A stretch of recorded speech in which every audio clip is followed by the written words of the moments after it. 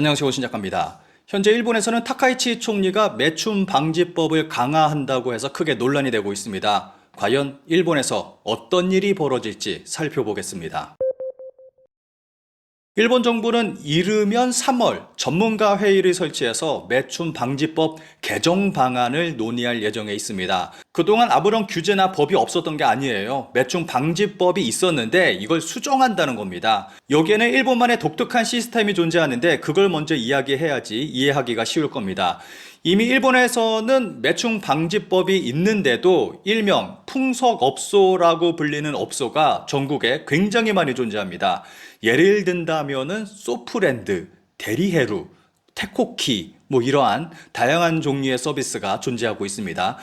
구체적으로는 설명을 드릴 수는 없지만 이 부분에 대해서 아시는 분들은 다들 잘 아실 거라고 생각을 합니다. 이쪽 방면에 전문적인 지식이 있는 분은 댓글로 좀 써주시면 감사하겠습니다. 그런데 이 업소들의 핵심적인 특징은 넣지를 않는다는 겁니다. 일본 법에서는 삽입만 불법으로 취급하고 있어서 이들 업소는 다 합법입니다. 일본에서는 1955년 매춘 방지법을 제정했는데 처벌 구조가 굉장히 특이합니다. 여기서 매춘의 정의는 불특정 상대와 금전 대가를 받고 성교 삽입을 하는 것이라고 되어 있습니다. 그리고 성매매를 한 여성은 삽입만 하지 않는다면은 형사처벌을 받지 않습니다.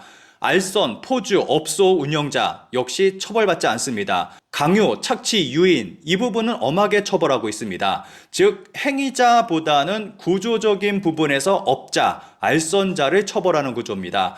이 법은 금지가 아니라 관리가 목적이라고 볼 수 있습니다. 1955년 일본 정부가 법률을 이렇게 만든 이유가 있습니다. 전후 일본은 공창제 폐지, 미군 주둔, 성산업 수요 폭증이라는 상황이었는데 이것을 완전히 금지하면 음성화, 조직범죄 개입, 통제 불가의 상태가 될 수 있다는 우려가 있었습니다. 그래서 일본은 금지는 하되 시장은 관리한다 라는 이중 구조를 택한 것입니다. 그래서 지금 현실을 보면 이런저런 업소가 생겨나서 영업을 하고 있는 가운데 산업은 수조행 규모로 커졌습니다. 이 가운데 정치권은 적극적 개입을 하지 않고 있었습니다. 그런데 최근 일본의 경제 상황이 나빠지면서 상황이 완전히 달라졌습니다. 2025년 11월 참의원 본회의에서 시오무라 입헌민주당 의원은 해외 매체로부터 일본은 새로운 섹스 투어리즘 국가라고 보도되고 일본은 여성의 존엄을 지키지 않는 나라라는 이미지가 국제적으로 퍼지고 있다라고 지적했습니다.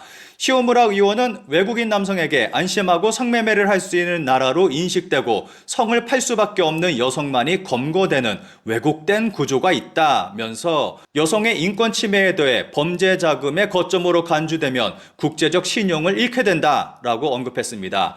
이에 타카이치 총리는 사회 정세 등을 감안한 매매춘에 관한 규제 방식을 검토해 나가겠다라면서 범죄 조직이 매매춘을 자금원으로 삼는 것도 막아야 한다라고 강조했습니다. 그러면서 매매춘 근절과 범죄 조직 박멸을 향한 노력을 추진하겠다라고 밝혔습니다. 이 가운데 나온 것이 매매춘 방지법 개정입니다. 지금까지 매매춘이 적발됐을 시 파는 사람, 즉 여성만 처벌을 받았습니다. 그런데 이번에는 사는 사람, 즉 남성도 처벌하는 쪽으로 법 개정을 하겠다는 것입니다. 그리고 앞으로 일본 정부는 보다 적극적으로 매매춘 단속에 나서겠다는 뜻을 밝혔습니다. 사실상 매매춘 금지 쪽으로 볼 수 있는 내용입니다. 그러자 몇 년 전 AV 신법 때와 같이 일본에서는 정말 많은 목소리가 나오고 있습니다. 일본 사회에서는 반드시 근절해야 된다라고 하는 의견과 금지하면 부작용이 더 크다라는 의견으로 나뉘고 있습니다. 그러면서 해외 사례를 비교하는 일이 늘어나고 있습니다. 여성을 돈으로 사는 남자에게 엄벌을, 폐지 대 합법화, 해외 사례를 통해 배우는 성매매 금지는 옳은가 그른가. 기사에서는 해외 사례를 들며 일본은 어떻게 해야 하는가를 이야기하고 있습니다. 전 세계적으로 성매매는 크게 두 가지로 나뉘고 있습니다. 성매매 근절론을 주장하는 사람들은 성매매에 대해서 성폭력이고 성착취라면서 성종사자를 피해자로 보고 있습니다. 또 다른 하나는 섹스워크론입니다. 이쪽은 성매매를 하나의 직업으로 보고 종사자의 권리를 지키고 오히려 법적으로 보호하고 관리하자는 주장을 하고 있습니다. 근절론자들은 북유럽 모델을 지지하고 있습니다. 그런데 이 모델은 실패했다고 보는 목소리가 큽니다. 법적 처벌로 인해 음지화됐고 오히려 성종사자들의 환경은 더 열악해졌다는 것입니다.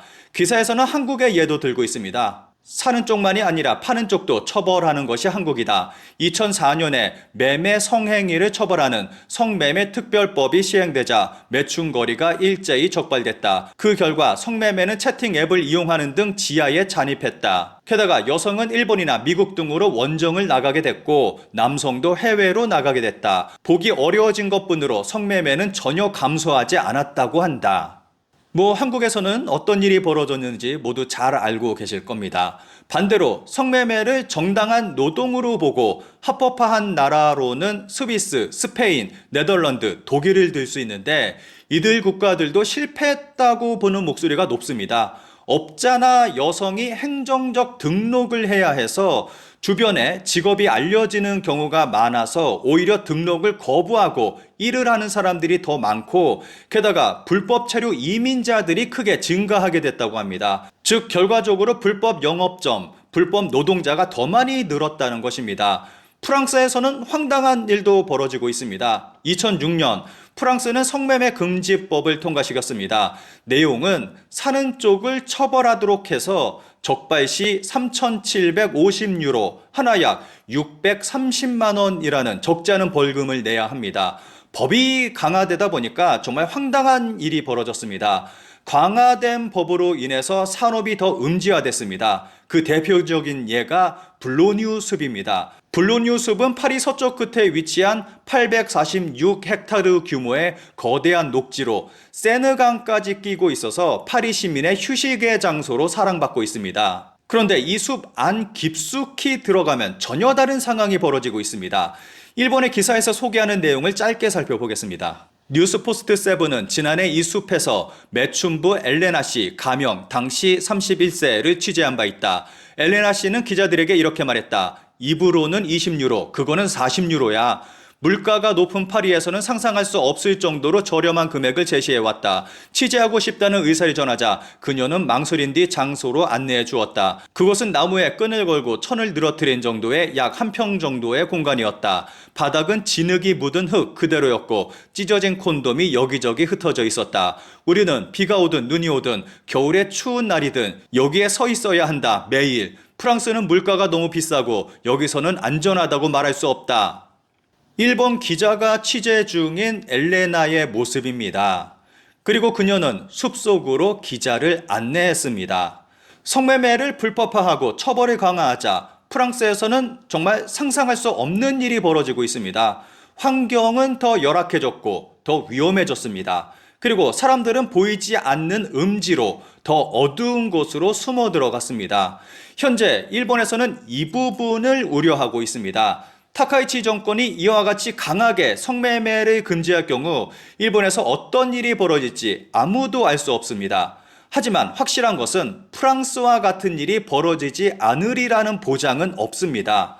우선 일본에서 매춘 방지법이 강화되면 역사와 전통을 자랑하는 오사카의 대표 관광지 토비타 신치가 크게 타격받을 수 있습니다. 이 때문에 일본 네티즌들은 다른 나라와 같이 더 음지화될 수 있다고 우려하고 있습니다. 마지막으로 관련 기사에 달린 일본 네티즌들의 댓글을 짧게 살펴보겠습니다. 규제를 하면 지하로 더 숨어들 뿐이다. 현재 성풍속 특수 영업을 재검토하는 것이 좋다. 인허가 요건을 더 엄격히 하고 위생관리를 철저히 한다. 또 1호 영업과 2호 영업 같은 구분이 모호한 것을 없애고 성풍속 허가는 하나로 통합한 뒤 각 매장의 판단에 따라 영업 형태를 정한다. 성풍속은 직원에게도 고객에게도 필요합니다. 업태상 건전한 형태라고는 말할 수 없지만 적법하고 적절하게 운영할 수 있다면 괜찮다고 생각합니다. 벌칙을 부과해도 음지화되면 의미가 없으니까 벌칙을 제정한 상태에 상태에서 성서비스 제공을 성풍속업소에 철저히 제한하거나 행정이 가게를 감시하는 체계도 포함해서 고민해야 하지 않을까. 매매춘 논의는 여성 보호인지, 매춘 배경에 있는 반사회적 세력을 배제하고 싶은지 등 결국 무엇을 목표로 하는지가 불분명한 채 진행되는 경우가 많아 그 부분을 더 명확히 해야 한다고 생각한다. 원래 거리 곳곳에 거리 음란 행위가 넘쳐나는 이유는 성매매를 단속하고 다니기 때문에 일이 사라진 사람들이 거리와 만남 사이트에 넘쳐나기 때문이죠. 정부와 경찰 때문에 성병도 범죄도 늘어나고 있습니다. 개개인을 잡는 일은 절대 불가능합니다. 만남 사이트는 원하는 시간, 원하는 장소에서 만나는데 어떻게 잡겠다는 걸까요? 그런 일을 하는 것보다 풍속이라는 업종을 국가가 제대로 인정하고 사회보장 등 처우를 개선해주는 것이 관리도 가능하고 범죄와 성병도 늘어나지 않을 것이라고 생각합니다. 정부와 경찰이 불필요한 일을 해서 치안을 악화시키지 않도록 해주세요.